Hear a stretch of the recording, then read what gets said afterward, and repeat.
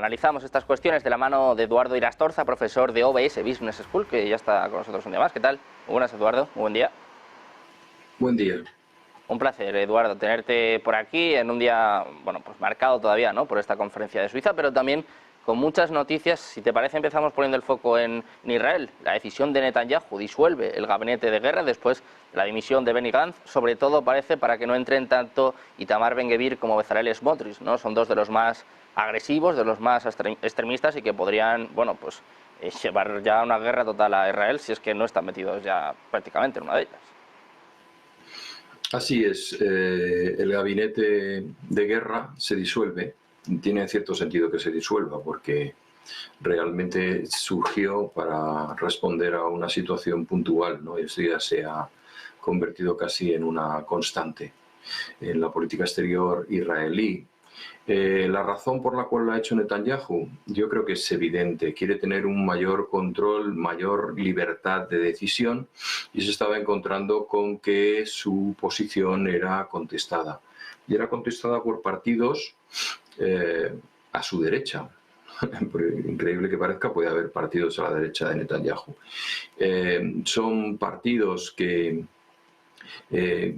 están dispuestos a llegar hasta donde sea por recuperar la Franja de Gaza, todos los territorios, y son partidos que siempre se han mostrado favorables a los asentamientos en Cisjordania. Con lo cual, esa situación le pone difícil el margen de maniobra al presidente Netanyahu, ¿no? al primer ministro Netanyahu. Recordamos que el presidente de Israel es una figura más simbólica y por encima de él. ¿Qué es lo que busca Netanyahu con esto? Pues básicamente una posición más cómoda, como he señalado, entre lo que son los ultraortodoxos y los que son más liberales, pero también tener abiertas sus opciones a dos escenarios al menos. Uno, el de continuar con la ofensiva en la Franja de Gaza, o B, aprovechar las circunstancias para ampliar el escenario bélico más allá de lo que es la Franja de Gaza, a otros escenarios como puede ser Líbano o incluso Irán. El otro día recordábamos, ¿verdad?, en las noticias que Irán tenía decenas de centrifugadoras de uranio que le iban a poner en un plazo muy breve de tiempo en la posición de ser una nueva potencia nuclear. Hace un instante tú recordabas los países que lo son y ese gasto tremendo, ¿no? 175 euros por minuto en gasto militar atómico de media entre los países que tienen armas atómicas. Es un dato apabullante. Bueno, pues Irán podría asumirse ese club. Israel no se puede permitir esto, Sergio, de ninguna manera, y aparte de los habituales ataques cibernéticos que en otras ocasiones le han servido para paralizar este proceso de nuclearización de Irán, pues puede estar abierto a acciones militares más convencionales como en anteriores ocasiones. Eduardo, pues vamos a ver qué sucede con Israel, cada vez más cerca también de que se abra un nuevo frente con Hezbollah. Hay muchos medios especulando de que Irán intervendría en el caso de que se desatara la guerra total en este frente, así que muy pendientes, por supuesto, un día más de lo que pasa en Oriente Medio. Si te parece, Eduardo, miramos también a lo que ha sucedido este fin de semana en la conferencia de Suiza, sin muchos resultados, con muchas declaraciones, eso sí, por parte, pues escuchábamos antes, ¿no?, a von der Leyen, a Zelensky, a Macron, a Sunak, que hemos escuchado también a Meloni. Quiero preguntarte un poco por esto, ¿cómo valoras esta conferencia de Suiza, si te ha decepcionado, y también la respuesta de Rusia, que dice que el resultado tiende a cero? Básicamente dice que ha sido pues un poco inútil esta conferencia.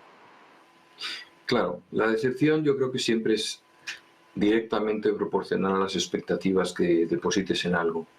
En este caso, desde el momento en que países como Rusia o China no estaban entre no los invitados, porque invitados estarían encantados de que fueran, sino los países que querían participar en este foro, pues ya lo convertía prácticamente en una reunión de aliados de Ucrania.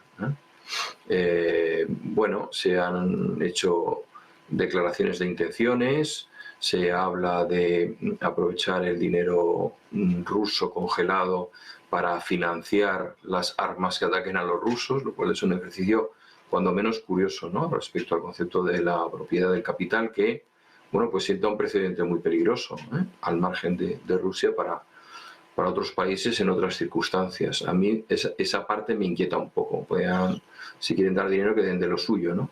Tiene mucho más sentido. Las declaraciones, bueno, pues la buena noticia para Zelensky es que sus potenciales aliados se han mostrado dispuestos a echarle una mano. Antes señalabais a Milei ofreciendo sus tanques. Hombre, los TAM, estos famosos TAM de producción argentina, pues no son una locura, ¿no? Y tardarían en llegar, pues, la Inteverata, ¿no? Ya se habría acabado todo. Respecto a la posibilidad de darle cobertura en el escenario militar más, con más oportunidades para Ucrania, que es la península de Crimea, dado que hay, bueno, pues con unas fuerzas limitadas puedes hacer frente a unas fuerzas obligadamente limitadas también de tu contrario, pues no deja de ser un deseo. Yo creo que en este momento la iniciativa estratégica, la iniciativa militar e incluso la iniciativa económica en todo este conflicto no está del lado de Zelensky y sus aliados. Y esto es algo para hacérselo mirar, para considerar que hay que hacer una apuesta creíble y hay que alinear todas las conductas. Y si de repente, pues hoy se descuelga nuestra ministra diciendo jamás mandaremos soldados, bueno, unos dicen que sí, otros que no. Francia está dispuesta a enviar destructores.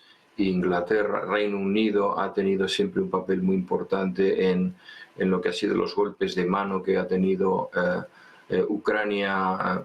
Ha ido dosificando a lo largo del tiempo contra la armada rusa en el Mar Negro. Bueno, pues yo creo que si no tenemos una unidad de criterio, ni una unidad de mando, ni una unidad estratégica, ni un plan logístico a largo plazo, ni siquiera un plan para el día después, pues nos quedamos en eso, en la declaración de intenciones que has señalado. Bueno, pues de esta declaración de intenciones, de todo lo que ha sucedido en esta conferencia de Suiza, también hay que poner el foco, también hay que mirar las declaraciones de Jens Stoltenberg. Quiero saber si te han preocupado, si te han sorprendido. Habla, bueno, pues del armamento nuclear de la OTAN, dice, bueno, pues que hay que sacar del almacén muchas de estas cabezas nucleares y ponerlas en la alerta. Claro, dice que sería una medida disuasoria, pero teniendo en cuenta pues la frontera que comparten muchos de los países que han entrado, además, hace poquito en la OTAN con Rusia, teniendo en cuenta que Stoltenberg decía hace nada que la retórica nuclear de Putin era irresponsable. Hombre, pues no se entiende mucho, encima después de esta conferencia de paz en Suiza, que el secretario general de la OTAN haga declaraciones de este tipo. Imagino que, claro, a Putin esto también pues le tiene que molestar, ¿no? Le tiene que picar.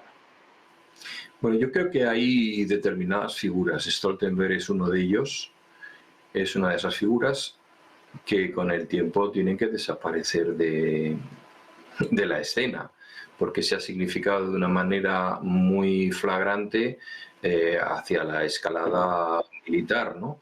Y eso siempre es inquietante. Digamos que no le convierte en la persona idónea para llegar a ningún tipo de acuerdo posterior. El hecho de tener las cabezas nucleares en alerta, bueno, aquí tendríamos que hablar muchísimo y hay muchísimos militares que saben muchísimo más que yo, pero digamos que siempre existe una situación de alerta nuclear en cualquier país que tenga armas atómicas. Es decir, tiene un plan para ponerlas en el espacio en determinado plazo de tiempo, ¿no? Las famosas historias estas de DEFCON 2, DEFCON 3, tal, que vemos en las películas.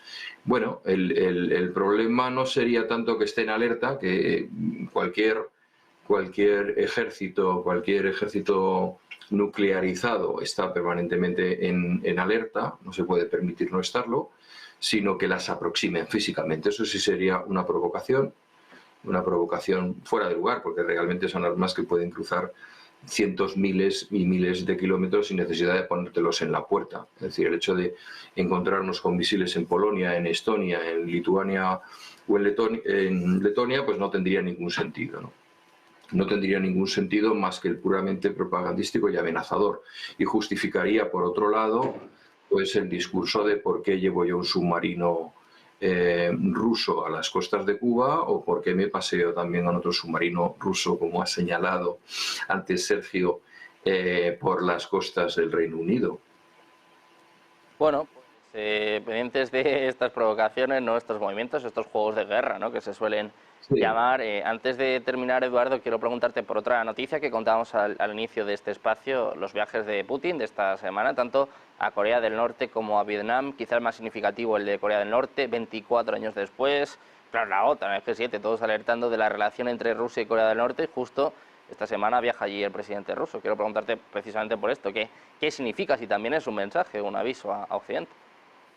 claro, es un aviso a Occidente y también es una demostración de que nada de lo que le preocupa a China le es ajeno, ¿eh?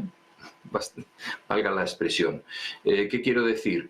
El hecho de que yo visite a Corea del Norte, que es un poderoso aliado nuclear al que apoyó China, está muy bien. O sea, que decir, me voy a poner de tu parte en cualquier crisis en el mar de la China Meridional. El hecho de que vaya a Vietnam yo creo que es todavía más llamativo. Fíjate, curiosamente, ¿por qué? Porque Vietnam es un país que ha apostado también por ese un país, dos sistemas de China, de gato negro, gato blanco, lo importante es que hace ratones, es decir, está muy capitalizado, tiene una producción muy grande de grandes marcas occidentales, pero sin embargo es un país que se siente muy obligado hacia Rusia. No olvidemos que Rusia fue en la guerra de los 10.000 días, como se conoce la guerra de Vietnam, su principal proveedor de armamento y en la nomenclatura y en militar y en el caso de los políticos pues siguen siendo del Partido Comunista, ¿no? Y también un Partido Comunista que ha tenido sus más y sus menos con China, con lo cual también puede funcionar como muñidor en una zona de interés que para China es absolutamente prioritaria y en donde se están jugando muchísimo. Con lo cual, lo que antes señalábamos, Rusia yo creo que tiene tres frentes abiertos en cuanto a la iniciativa y la está llevando. No olvidemos que la iniciativa estratégica es absolutamente clave en un mundo como el nuestro, en el que las respuestas y las réplicas son tan rápidas. Tiene iniciativa militar, tiene iniciativa económica y ahora también está demostrando un alto grado de iniciativa diplomática. Bueno, pues pendientes de estos frentes de Rusia, de la respuesta de la OTAN, esta nueva escalada, al menos verbal, de nuevo, como bien decías antes, Eduardo, por parte del secretario general y el secretario Stoltenberg, que parece que cada vez le queda menos, así que igual, bueno, pues es un paso más hacia la solución de este conflicto. Muchas gracias, Eduardo, como siempre, por estar con nosotros. Un placer. Muy buen día. Un placer, Sergio. Un abrazo. Hasta pronto.